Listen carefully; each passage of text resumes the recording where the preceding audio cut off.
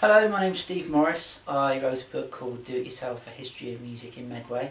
One of the people I didn't mention or didn't interview, to my shame, is Pete Glover from Balance Loss, so I thought I'd make up for it now and have a chat with him. This is him. Hello. So you are in a band called Balance Loss. That's right. Yeah. What was the first record you heard and thought, oh, I could do that, or I could at least try to do that?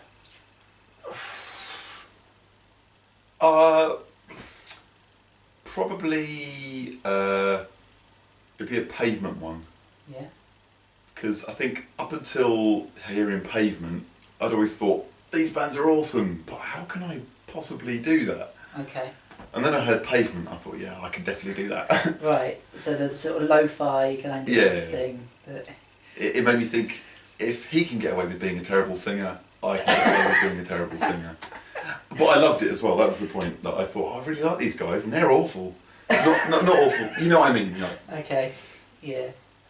So was it a particular song, or well, the one that really got me into them was Carrot Rope, which was off their last album. But I think it was when I went back and discovered things like Cut Your Hair and just pretty much everything else, especially the first album, Slanted and Enchanted, which is incredibly lo-fi, but full of great tunes. Yeah. That definitely kind of enabled me to be like, yeah, I can do this. Okay, so is that when you started playing guitar and whatever? Or? No, I'd started playing guitar before that.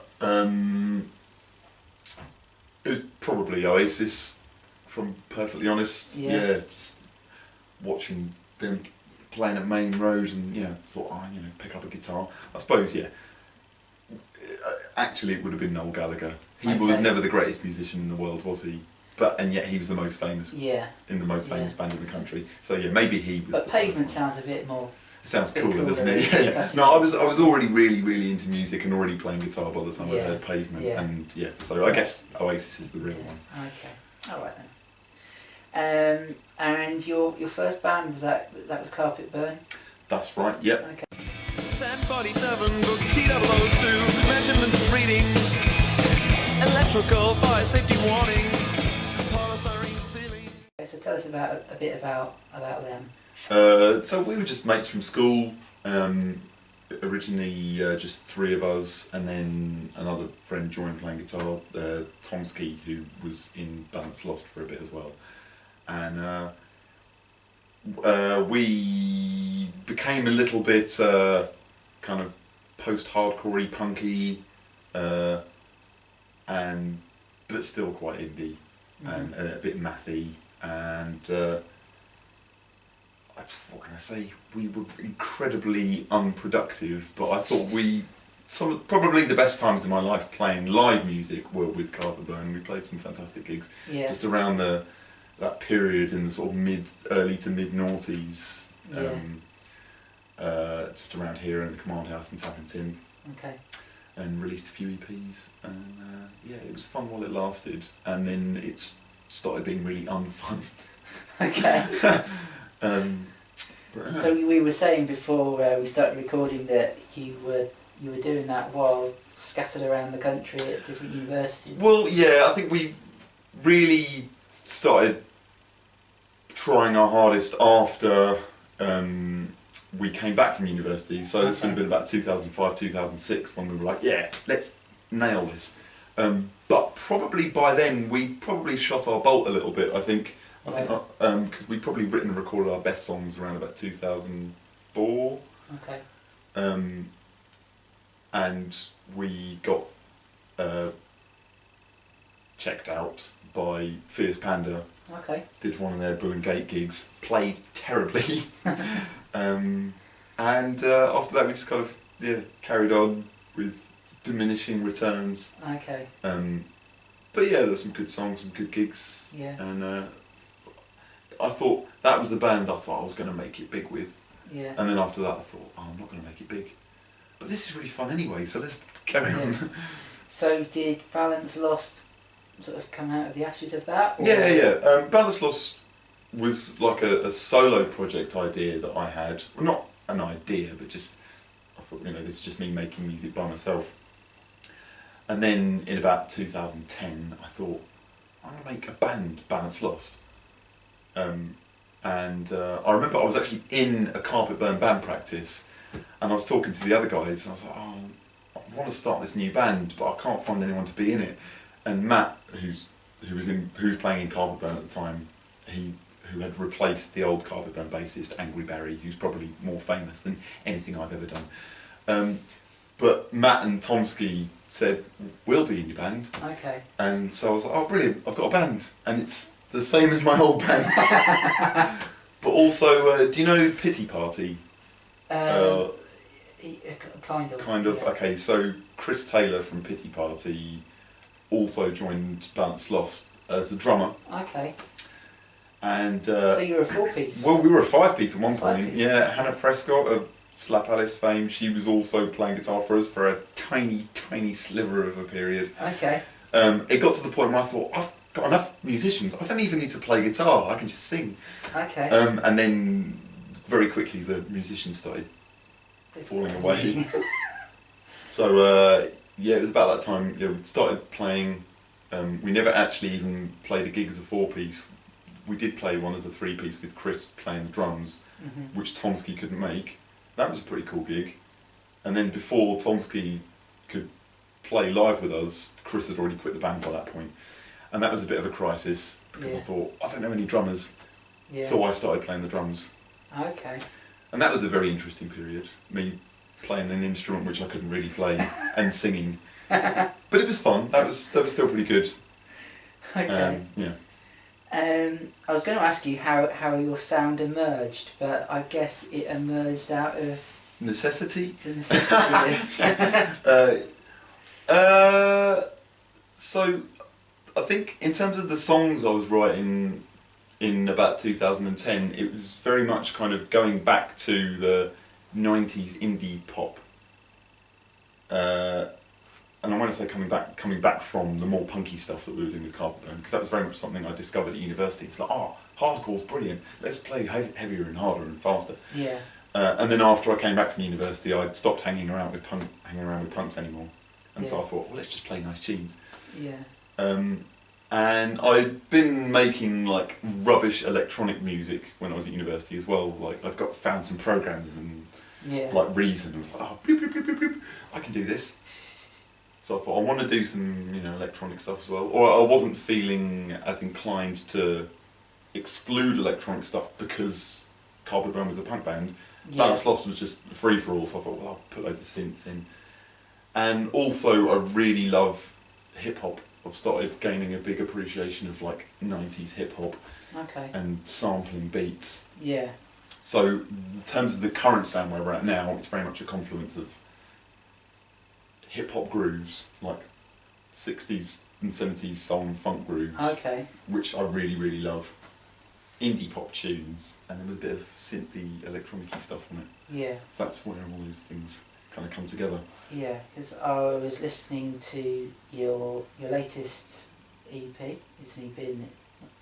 It's almost an album. Which one? That one. The You Snooze You Win. That's You definitely an Snooze You album. Win. Yeah, That's an album. That's a yes. full-blown That album. That is. I've lost track of the That's count. alright. It's fine. You'll get used to it. You'll become familiar with it over the weeks. But 2 Day Shadow, really complex rhythms. Oh, okay. Yeah. Astounding. I thought, wow, this is amazing. That's very much in the kind of Carpetburn mould, that particular song. Yeah, okay. yeah.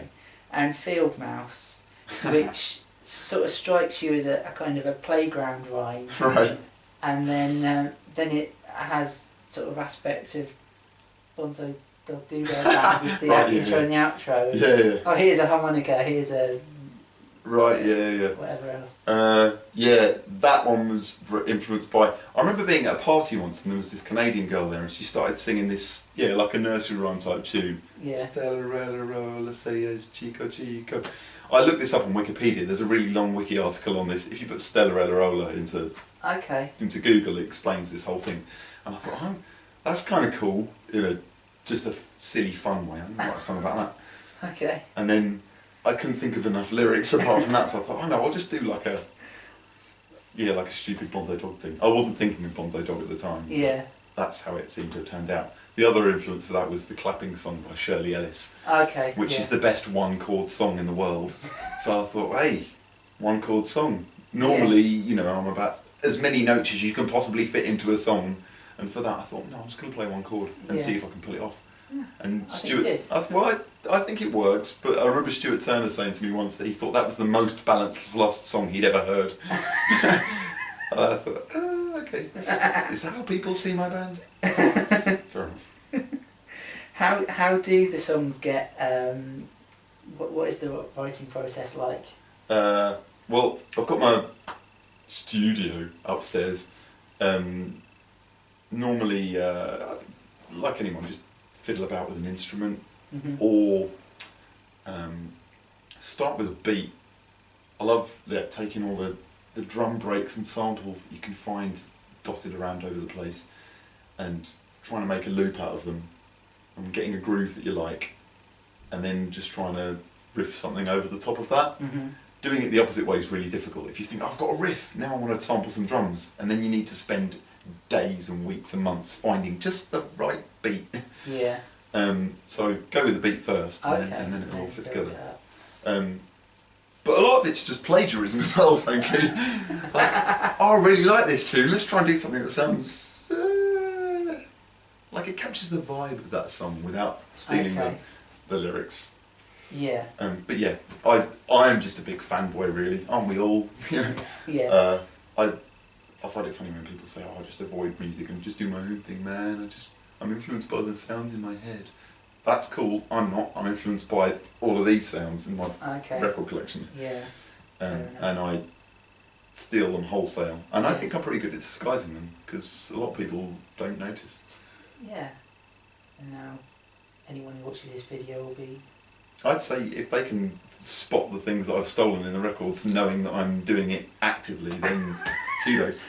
I'm interested to hear it. Lyrically, where you cover lots of different things. There was a bit of political commentary in there. There's sort of yearning and searching for self-identity, and then there's lots of there's a really lovely whimsical love song, half an avocado. Oh right, yeah. Cheese, half an avocado filled with olive oil, balsamic vinegar and lemon. That's actually really funny. So I told you, my girlfriend lives in Kyoto at the moment, so we mainly communicate on Skype. Okay. Skype has just recently created this emoji, which is two halves of an avocado smooching. Okay. And so that is incredibly appropriate that I have this song lying around, and I sent it to her, and she was like, "Oh, this is amazing." I've just written a note here. It's the weirdest love song I've ever heard. Cool. Yeah. But you know, I think it's not like freaky weird though, is it? It's cute weird. No, it's cute weird. Yeah. It's like Bike by Pink Floyd. Or, Oh right, okay. Yeah, something like that. Oh, yeah, I don't know that one. No. I'll look it up. I've got a bike. You can ride it if you like. But I borrowed it. It's like anyway. Yeah, there's political stuff in there. I've got the means, I've seen the facts, using devices made in Chinese factories by families. Tell their story, fuck the royalty. Are you? Fuck 'em. Are you an? Am I a Republican? Are you? Well, it's never as simple as having like one belief or the other. Like the thing about the royalty is like they're interesting. I mean, I've got no problem with them. Just let them get on. Should they be given another £6 million? No. But I don't want to abolish them. I think I used to want to abolish them, but now I just kind of think, just let them get on with it. It's fine, you know. Yeah. But I mean, what almost bothers me more about the royalty now is not them, it's people's obsession with them. It's the fact that, I mean, obviously, I imagine that I'm guessing here, I'm going to go out on a limb, and that most of the people that watch this probably hate the Daily Mail. No, lovely. Yeah, best rag in the... Word said against them. So yeah, and them and the Express, just every other day they're like, another story about Princess Diana. It's like, it was 20 fucking years ago, like, get over it. But the interesting thing about now, and especially with the internet and the way it's so easy for people to tell their own stories, is you just get all these different narratives from all these different walks of life, and that's what Subalterns is. Yeah. Yeah, I was just kind of saying, isn't it interesting? You know, you can hear a story about this guy who made shoes in China back in the 30s or something, and if somebody decides to make a film of that, then that story will have more prominence than any royal family in the world, because what do you know about the royal family of Denmark? About as much as I do, probably. Not a lot. Whereas, you know, 100 years ago, royalty was it. You know, they were the #1 news item in the world, and now that only exists in the Daily Express press offices. There is no bigger story than the royalty there. Yeah. So yeah. Okay. What's your favourite part of being in a band? Finishing a track and listening to it like 10 times in a row. Yeah. Yeah, I love that feeling of creating something. And also I like that because it's like a dependable feeling. I kind of feel like probably the best times you'll ever have in a band are when you play an amazing show. Yeah. That's a bit like heroin, but the trouble is it's so fleeting and it's so inconsistent that I kind of get to the point where I think, I like reliability, which is why I have so few band members. Yeah, I just love recording. There's so many things you can do. It's like when you're a kid and you've got Lego and you just build all these new things and you think, oh, I want to build something new, oh, let's get more bricks and I'm going to build this amazing, I'm going to build Count Duckula's mansion, yeah, it's going to have gun turrets and it's amazing because with music you can just do anything you want. Yeah. And I remember going to an Idlewild gig but back in about 2000 and they were supported by this band who I'd never heard of at the time, and it took a hell of a lot of digging to find out who they were, but there was this Scottish band called Stapleton, and Stapleton was supporting Idlewild and they were playing and I thought, oh, these guys are pretty cool, and they just got to the point in the song where they just started going dun dun dun dun dun dun dun dun dun, like all three of them together, stopping and starting. Yeah. And that just blew my mind. I was like, you can do that? That's allowed? Like, this is amazing. And so yeah, just the fact that you've got to, you know, I start up a new session on my Cubase and I think, right, this is completely blank. It could be anything. Yeah. You know, maybe you think, well, it could be anything. Why do you make such rubbish music, Pete? But like, it's just the possibilities. Like, okay, so here's one thing. The fact that, you know, I've written a few songs. There are highlights amongst those, and sometimes you look back in the songs that you've written and you just think, oh, I really love that one and that one. I just don't ever feel like I'm going to top that. Yeah. And I feel like that a lot of the time. I kind of think, have I shot my bolt? And then in February, I had a songwriting blitz and I wrote most of a new album, which hopefully will release in the next couple of weeks, next few months, next year. Sometime within the next decade. Yeah. And all of a sudden you're just like, oh, where did all this stuff come from? You just let it come out and suddenly you have like a magnum opus. Yeah. And it's just such a satisfying feeling. And like that was like sort of 4 or 5 months ago now that I wrote the bulk of these songs. Okay. I've written a couple more since then. And yeah, in fact, it just keeps on coming. Yeah. You have no fear of the blank page? Oh yeah, absolutely not. And even if you can't think of anything to do, just do something anyway. Just do something that's completely rubbish. Okay. Because it'll start out rubbish and then you'll think, oh, maybe I could do this with it, and then it'll become interesting. Yeah. Or if you finish it and it's rubbish, the next thing you do will be interesting. Yeah. But yeah, every time I write a song that I think that's really not very good, I'm still excited because the next one I know is going to be better. Okay. Yeah. So yeah, it's just always exciting, and it doesn't matter if nobody else ever hears it. It's still exciting to me. You know, it's like I can't think of anything in the last month that I've heard on the radio, and I thought, yeah, I really want that. I've got to go out and buy that record. And so when you could just create something that you would have bought, that's just amazing. Like, yeah. Do you listen to your own stuff? More, I'm my own biggest fan. Yeah. I try to not do it when other people are around, because I know how that looks. But yeah, I listen to myself all the time because I'm making it for me. So why shouldn't I listen to it? Yeah. Fair enough. Yeah, right. What's your sort of proudest moment in terms of a song or a gig that you've done? Or?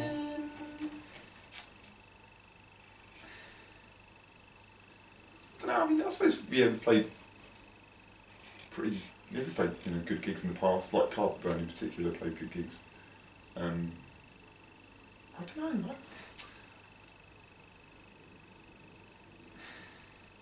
I won't really say there's anything that I'm like proud of. Maybe this is because of my Christian upbringing, but I don't really think of pride as being a thing that you should like play up to. I'm not a Christian anymore, for the record. But your most slothful moment. Yeah. I guess I'm like what one of my old friends describes a Catholic agnostic. I'm an agnostic, but you just can't shake that Catholicism. I won't stay there with you. Yeah. But do you mean like my moment I'm most happy with? I suppose. Yeah, I guess so. Yeah. I don't know. I suppose there are lots of little ones. There are recordings. Mainly the recordings with Carpetburn, I suppose, because we did them down at Jim Riley's studio at Ranscombe. There's very much like a band feel, like we were in there having fun, recording together. It's like a collaborative thing. And then there's all these little moments in the songs where you just think, yeah, that was awesome. I didn't realise that was going to happen. They're like kind of happy accidents. In gigs, I don't know. When playing with Tomsky, who's the other guitarist in Carpetburn and the guitarist in Balance Lost before he left, like I've never been as kind of in tune with someone musically as him, and so playing with Carpetburn, where we were both playing guitar at the same time,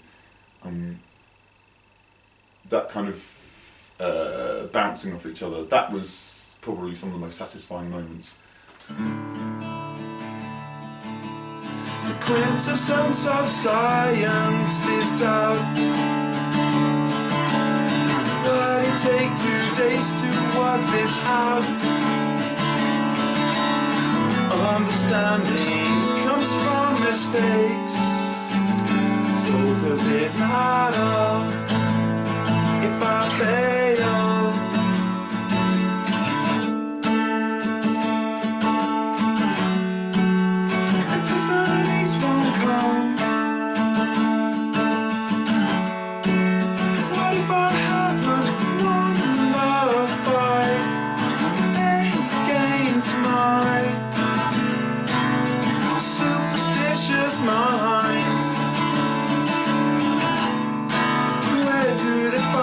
Time to teach a fictional account. Will they survive without it?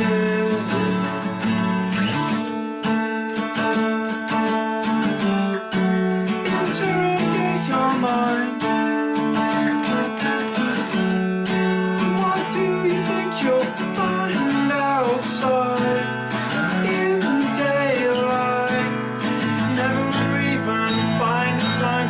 Shave inside this study now.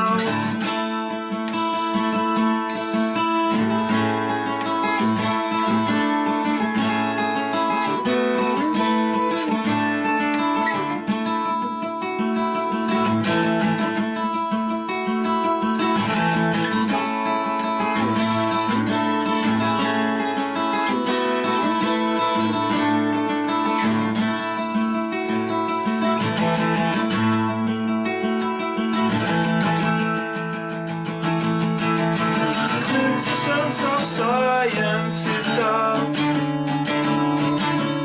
Why did it take 2 days to work this out? Understanding comes from mistakes.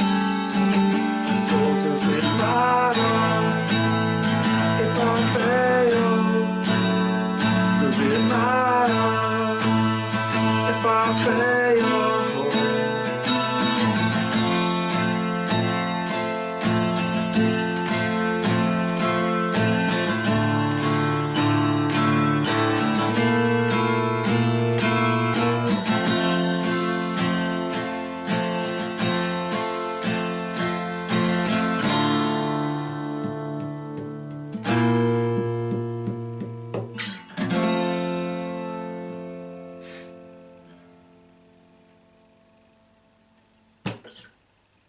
one last question.